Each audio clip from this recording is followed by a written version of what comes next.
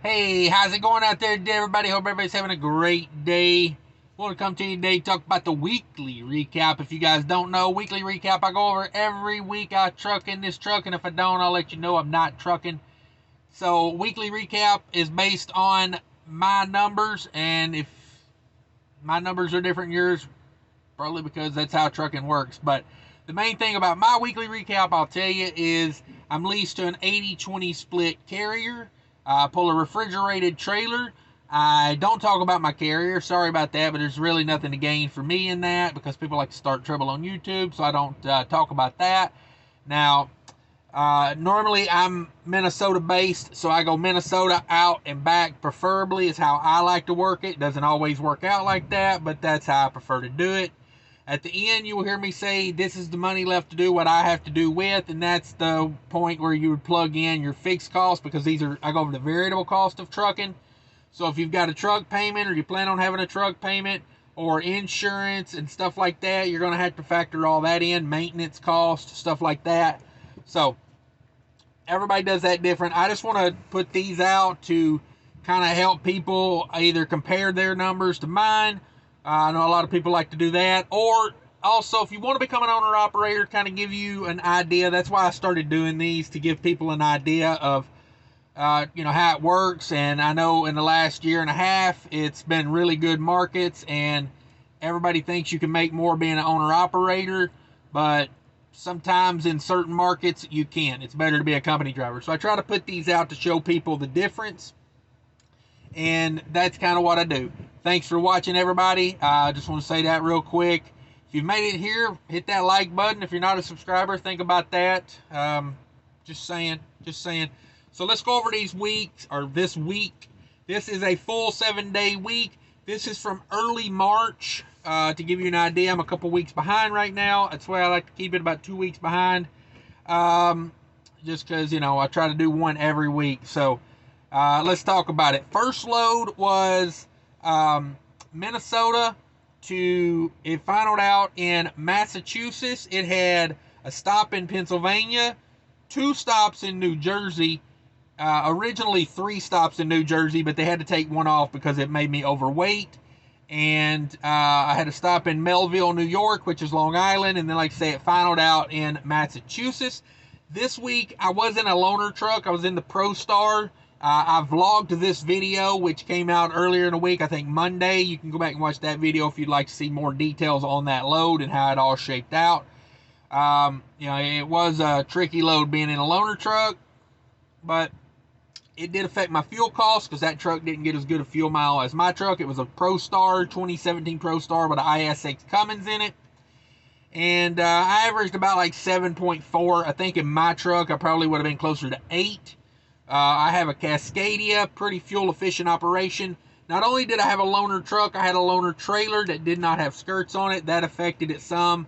And this first load where I had to turn around, go back, and I had to rework the load, did cost me time, so I did have to run her at 70 mile an hour to get to that first stop on time. That affects fuel economy, as we all know, so just saying. So that load ended up being 1 pick, 5 drops. It was 34 degrees on the temp, and it weighed 32,000 pounds. Now, originally, they put 46,000 pounds on there.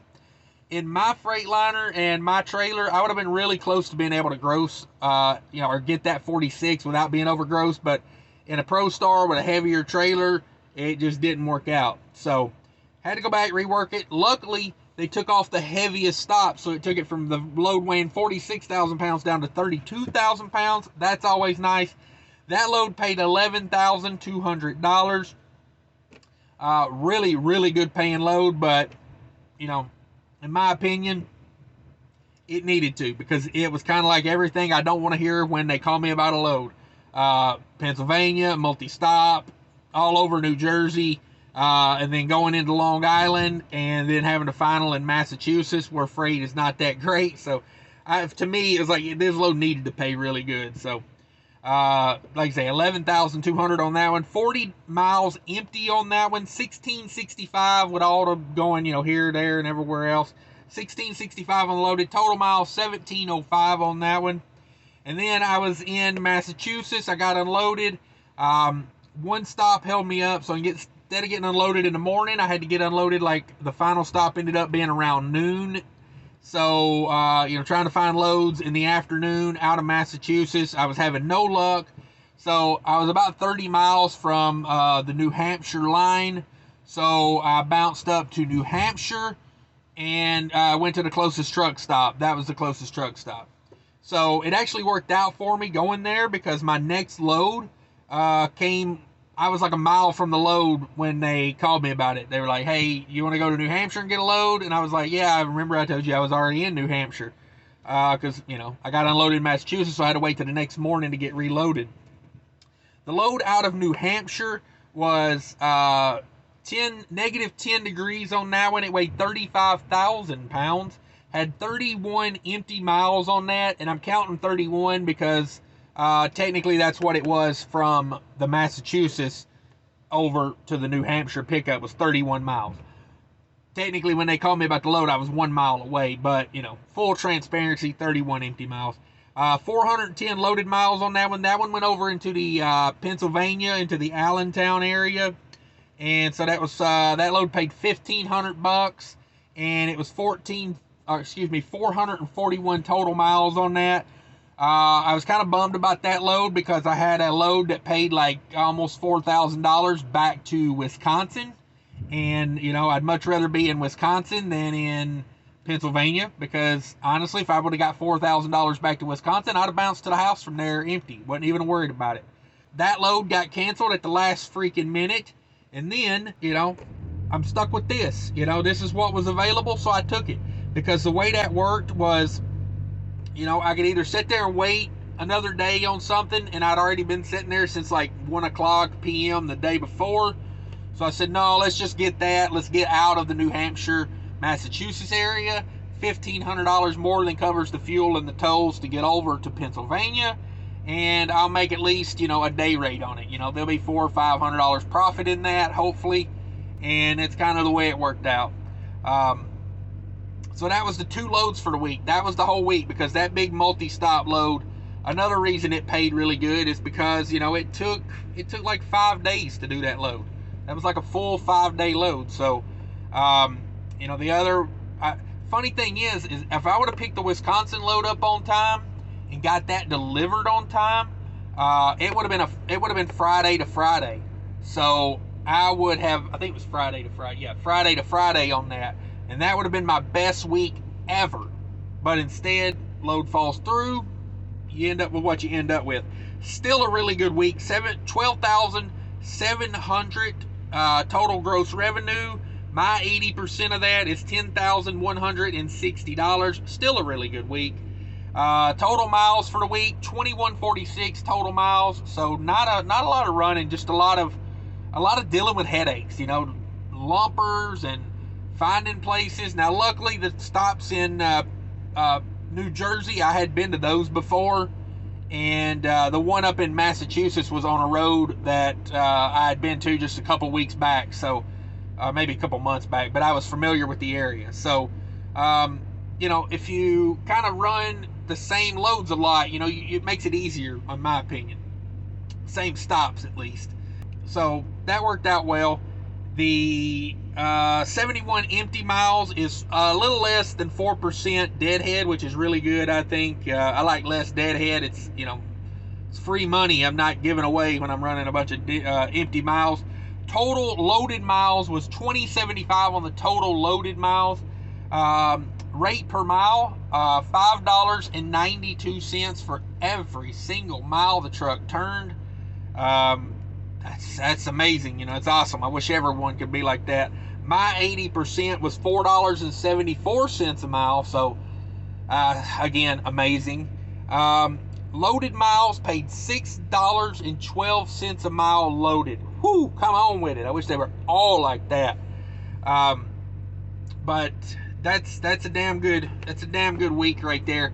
I have noticed a lot of loads canceling and brokers saying, oh, we're going to ship that and all this, that, and the other. So it seems like the freight market is softening up a little bit. And of course, like my outbound loads typically are not load board loads. So I recommend, if you're going to lease your truck onto a carrier, try to find one that has got some connections, you know, and doesn't just run 100% spot market, because spot market is like feast or famine a lot of times. It's either you kill it or you're struggling to find anything that goes anywhere that pays anything. So, especially with all these new people that have jumped into the spot market here lately, it's definitely adding a lot of capacity. It is. So just be aware of that. I'm not trying to talk down rates or anything, but if you're looking at the spot market, you've seen less loads, and you see, you know, rates are harder to bump up. You know, used to, you could call on a load that was 200 miles away and you could say, I'm empty, I can be there by 3 p.m., no problem. You know, but instead of, you know, 4,000, can you do 4,300 to help with the deadhead? Most of them be like, let me call, you know, and they can make it happen. Now, they don't care if you got a deadhead. It's your problem. So, seems like that's where we're at in the freight market right now. It just is what it is. All right, so let's go over the variable expenses of this week. Like I said, I was in a loaner truck that didn't get quite as good fuel mileage. I was pulling a trailer without skirts. That kind of hurt my fuel mileage. Luckily, I got the Mudflap app, and if you don't know what that is, check out the link in the description. Download it. If you buy your own fuel, or you need to talk to your boss about your fuel card stinks and you're tired of fueling at the pilot, because every time you go there, you waste 30 minutes to an hour of your life waiting in line to get fuel, talk to your boss about Mudflap. Worst they can say is no. Give them my link. That gets me $10 in free fuel, gets them $10 in free fuel. It's a win-win. Link in the description. I got a how-to video link down there as well. It's really simple to figure out. Millions of drivers are using it. It can't be that hard to figure out. You know what I'm saying? So, variable expenses. I spent $15.43 on diesel. $15.43 on diesel. Man, that's like double what that would have cost me a year ago.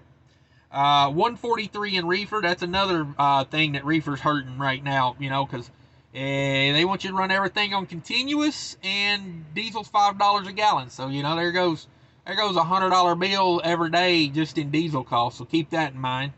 $46 in def for the week. $381 in tolls on this week. That first load was toll expensive. Now, I went around the Indiana toll road. I always do that. Save myself $58. I went through Chicago, the toll freeway. That saved me another $20-25. So this load could have been, you know, this week could have been pushing $500 if I hadn't went around a lot of the tolls that I went around. I had to go over the George Washington Bridge. That's $90 with a iPass. So either way, you're paying that. So $381 in tolls. I spent $39 in scales. I know you're thinking, why did you scale 3 full scales with 2 loads? So that first load, when I took it and put it on the scale, I didn't change out the truck number and the trailer number, because I was like, I just really need to know where to put my axles. And I didn't take the time to change the truck and trailer number on the CAT scale app. And that kind of burnt me, because I was overweight, and I didn't want to go back to the shipper with an overweight ticket that had the wrong truck and trailer number on it. So what did I do? I scaled it again with the right truck and trailer number on it. So that cost me a double scale, because you can't change your truck and trailer number on a reweigh. So they got me. And then obviously I scaled the last load. That made 3 full scales. So, you know, cutting corners cost you money. And I lived that on the CAT scale the other day. Should have took the 2 seconds to erase the truck and put the right truck and trailer number in there. It didn't, whatever, you know. Excuse me, $79 in parking on the week. Now, here's the thing. When I run out east, I pay for parking. I'm not going to be one of these guys at 7 p.m. at sundown running around looking for a parking spot. It's stressful. I don't like it. Sometimes one of those parking spots, I paid $22 for a parking spot in Connecticut that I never even made it to.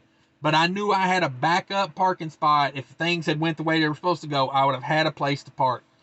I hate paying for parking. You know, that's $79 I don't bring to the house. That's $79 in 1 week. You know, that's like my food cost in the truck for the week. So, does it hurt? Heck yeah, it hurts. You know, I'm going from eating steak to eating hamburger. But to me, it's just, the stress is worth the $79 of knowing I got a place to park. You know, because I stayed at a TA in New Jersey, and it was an absolute madhouse by the time I got there. And, you know, the guy was out there in his little golf cart. And as soon as I went to back into a reserved spot, he was like, do you have reserved parking? Because we're already sold out. And I was like, yeah, I was like one of the first people to book a spot this morning. And he was like, all right. And then, you know, he looked up truck number and everything to verify it. So the total variable cost after all of that expense was $2,231 for a week of expenses. Boy, that's an expensive week when you only run 21.46 on the miles. I mean, that's over $1 a mile variable expenses. Ouch. Ouch. So you bring over the $10,160, my 80% of the load. We subtract the $2,231 variable expenses, and that leaves me $7,929, $79.29, $79.29 to do what I have to do with. Overall, a good week, a very stressful week, being in a truck you're not familiar with, a truck I'm not familiar with. You weren't in there with me. I mean, hell, it was just me. But being in a truck like that, you know, a lot of little stressful things. You know, I like to cook in the truck. I don't like to eat at the truck stops, and it kind of hurt me that week because I brought my hot plate with me, and then the converter in that truck wouldn't run my hot plate, so I had to buy a gas grill to cook my meat on. It turned into a whole thing, you know, but it's fun experience. You know, it builds the confidence when you get through it. You know, I always say a challenge is an opportunity to build your confidence, because let's face it, people who never have challenges in life typically have no confidence for that reason. So, you know, I don't always think, oh God, this is the worst thing ever. You know, I just try to get through it logically and do the best I can with it. It's kind of the way it is. But thanks everybody for watching. Be sure to hit that like, subscribe, comment, all that fun stuff. More importantly, take care of each other out there. Times are getting a little tough. Let's don't get at each other's throat just yet. You know what I mean? It ain't dog eat dog yet, I hope. So maybe we won't get to that level. I wish we could not get there ever, but sometimes it happens. So just try to take care of each other. Look out for one another. Thanks everybody for watching. Till later. Bye.